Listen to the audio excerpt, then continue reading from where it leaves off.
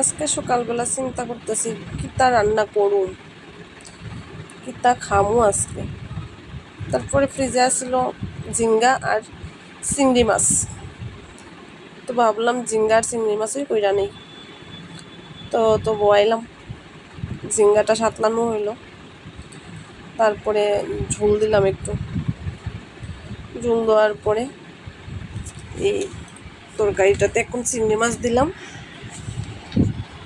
চিংড়ি মাছটা বেশ ফ্রেশই আছিল, দেখতে সুন্দর আছিল। চিংড়ি মাছটা ছোটো হইলেও সুন্দর, তাজা আছিল। তারপরে একটু নাড়াচাড়া করলাম, কইরা এক্ষণে কদ্দুরা ঢাক্কা দেব। 5 মিনিট পরে ঢাকনাটা খুলুম, খুললা দেখি না তরকারিটা মোটামুটি হওয়ার পথেই। একটু নাড়াচাড়া কইরা নিলাম, আবার দেখি না সব হইয়া গেছে, আলুটাও সিদ্ধ হয়েছে। এরপরে নামাই নিলাম, নামাইয়া এত ধোয়া দেখো না।